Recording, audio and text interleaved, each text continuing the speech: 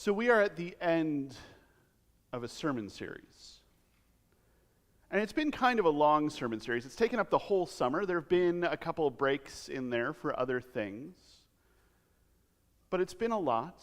And I know for some of us it's been hard. It's made us think in new ways. It's asked us to think in new ways, to believe in new ways, to consider new things. So I want to thank you all, especially those for whom this has been a little difficult, for coming along with me on a journey. Because that's an important thing to do. That's one of the things that we learn to do in church.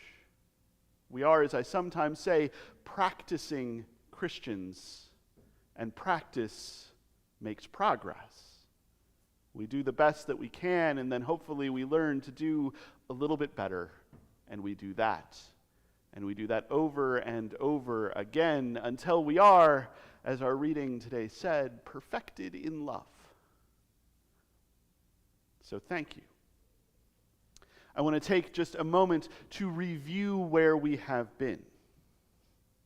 Because we talked about pronouns. We talked about God's pronouns and our pronouns. We talked about how God created humanity in their image, and about how humanity is diverse. Humanity includes all of these different folks, so that image has to be a lot.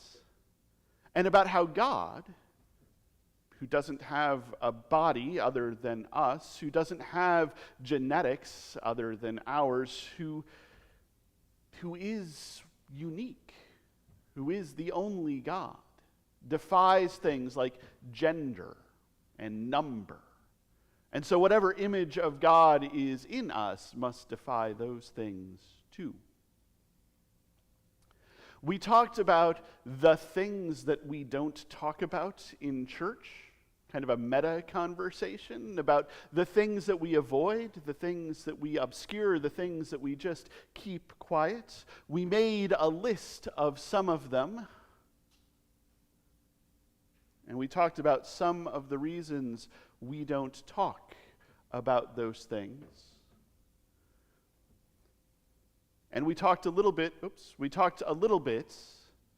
about how we might start talking about some of those things. We talked about the ways that we are hurt, the ways that we are harmed, and about the ways that Christ, God with us, was hurt and harmed, and about how Christ carried those wounds with him even after the resurrection, about how we carry our wounds with us all the way through, and about how those wounds, even those harms, even those hurts, might somehow, some way, someday be redeemed. We talked about boundaries, and about how some boundaries are good, but about how boundaries between people, the inside and the outside, are not. And about how we are called to tear down the walls that we make that separate us from each other. We talked about bodies. Specifically, a eunuch's body, and about how bodies can keep us on the outside, but about how even our bodies that are a little messed up sometimes, or a little different, or a little strange to people, how our bodies are invited into God's reign of love, how that eunuch's body was invited into God's reign of love, about how no body can keep us out, about how every body is welcome here. We talked about performance, and about how so much of being human and fitting into the categories that we are offered is about performance, about being this way instead of this way. We talked about how Joseph, with his fabulous garments, his amazing clothes, was not constrained by performance, could be himself before God.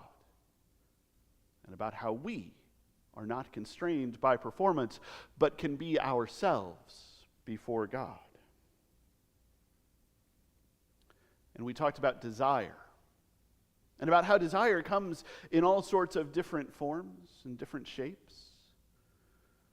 There are spouses and partners and friends and colleagues, folks in our community, how we want to be together, and about how we toss up barriers to being together, to being united as one body by one Holy Spirit.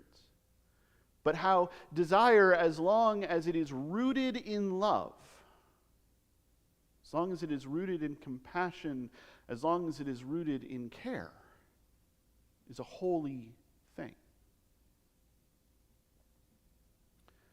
And now we're here at the end.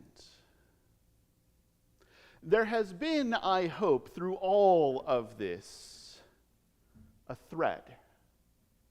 A thread that has been woven sometimes subtly, sometimes less subtly throughout. And so now I want to spell it out for you. Make it clear, draw the subtext into the text. There are people. There are folks. There are pastors and politicians and leaders who want to make little boxes to put us in.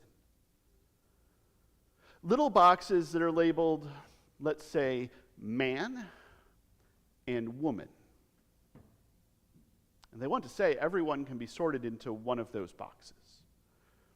Little boxes that maybe say gay and straight, and everybody can be sorted into one of those boxes. Little boxes that say black and white, and other races as well, and everyone can be sorted into one of those boxes. They want to make little boxes and sort us each into our own, and into boxes inside boxes, and tell us how to be.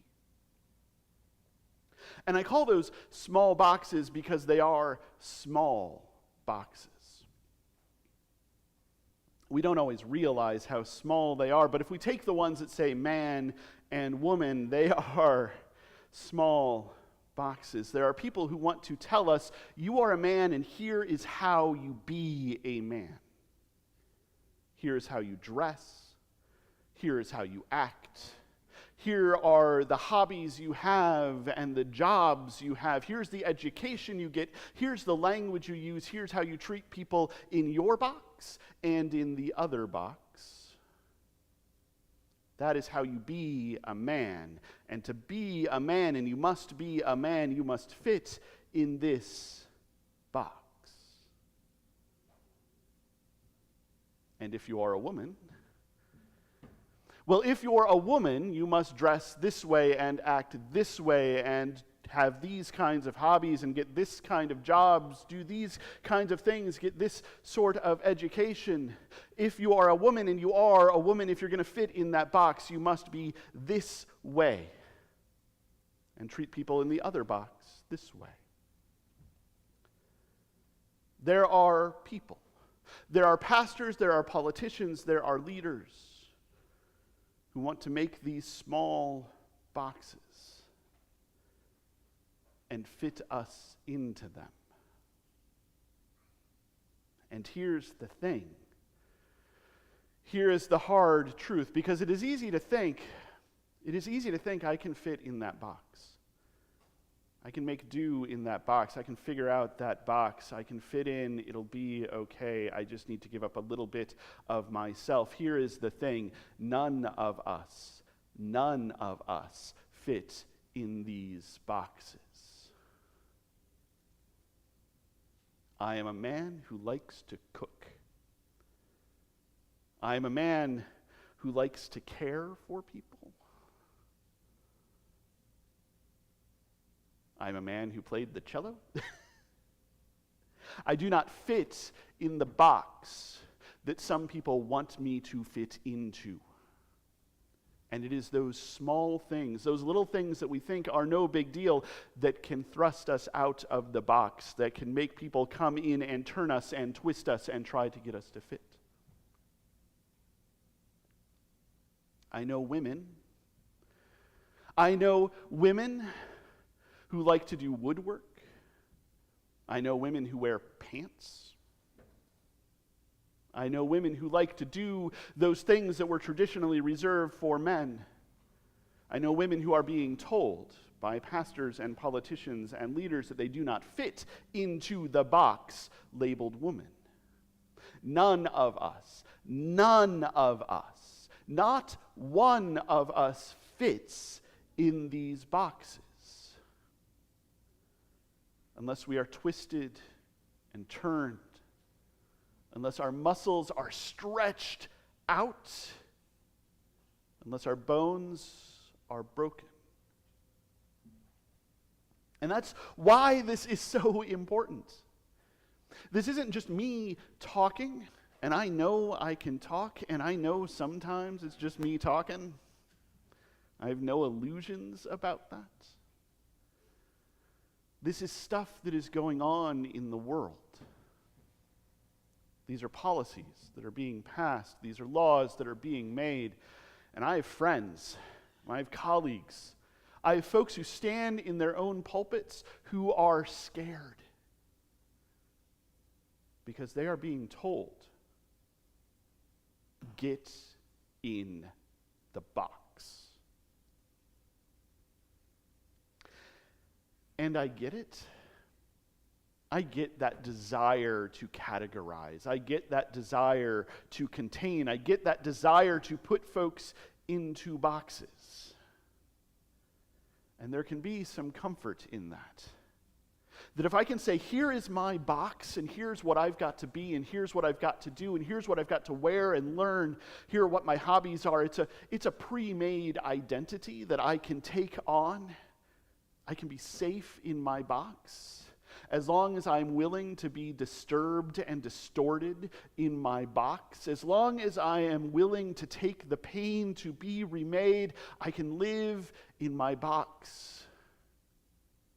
And once that pain is over, there might not be any pain anymore.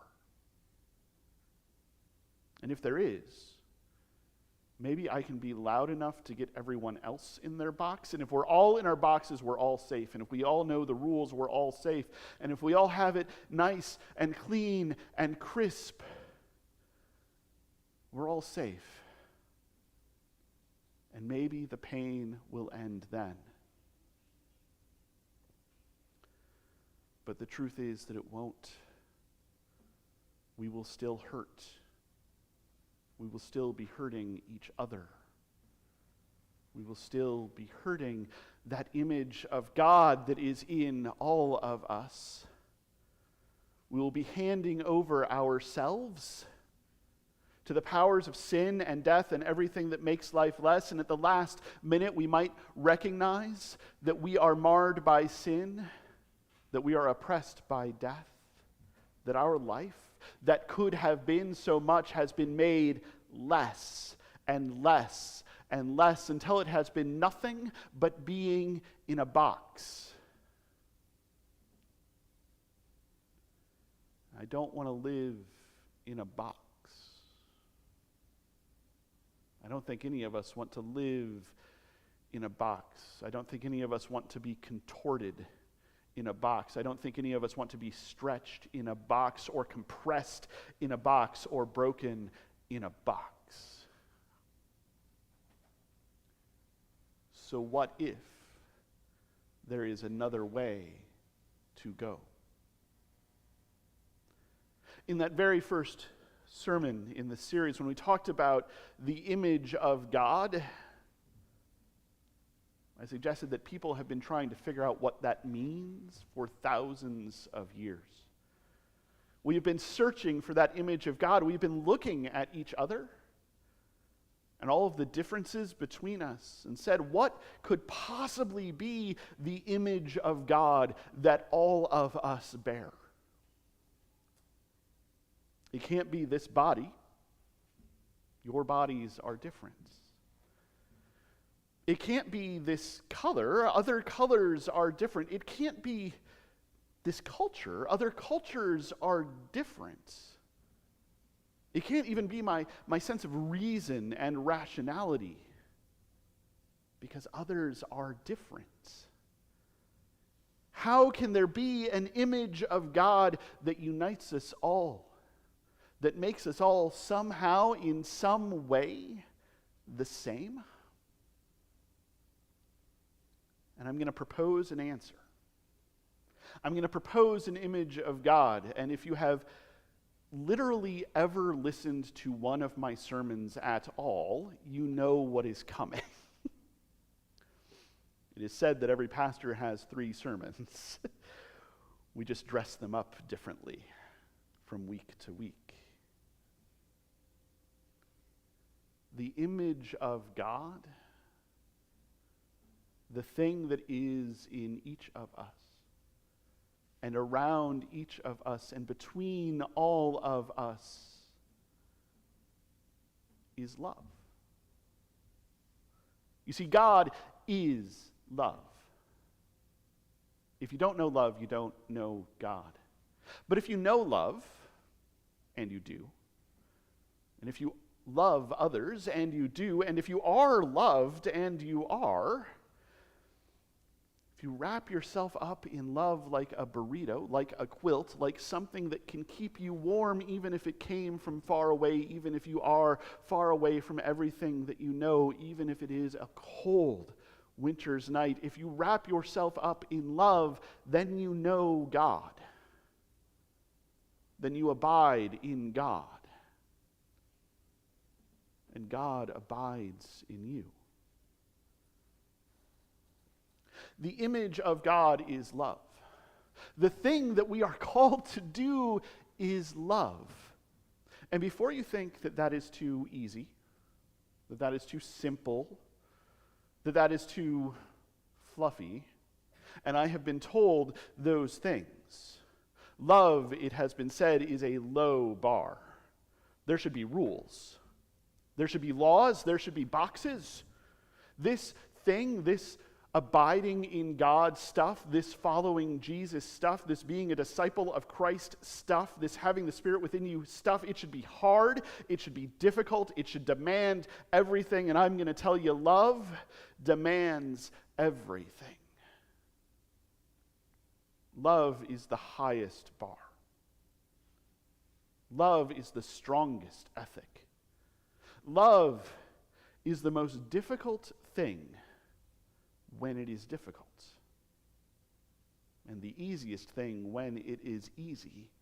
Love, more love is the thing that we are constantly striving for, that we are constantly seeking, that we are constantly trying to do. We can always grow deeper into it. We can always practice, and practice makes progress. We can always do the best we can until we know how to do better, and then we can do that. Love is not easy. Love is everything. And it means giving everything over to love. It means loving the one who it is easy to love. It means loving the one, learning to love the one who it is impossible to love. It means loving the Jesus who comes to save us. It means loving the Judas who betrays us. Love is hard. But if we are called to do anything, we are called to love and to keep loving and to keep growing in love and to keep going deeper into love until we abide fully and completely in love in God, and until God abides fully and deeply in us. Until that desire to be one, to be united in all of our diversity, all of our difference that defies race and gender and culture and number, till that desire is sated in God's reign of love. And so that is the takeaway from this whole series.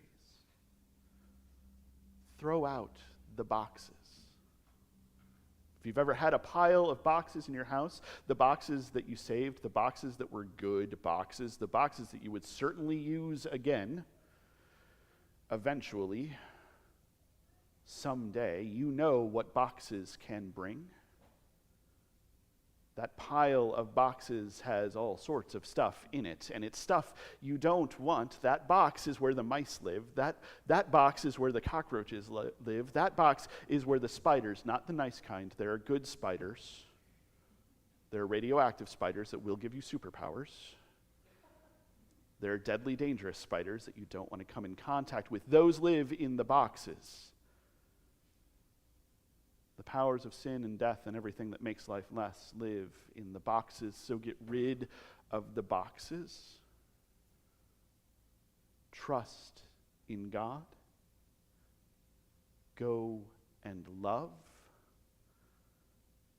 And let us do that until we abide in love, until love completes us, until love completes the world, and until we are finally all united, truly, completely, and fully as one body, by one Holy Spirit, in the love that is God.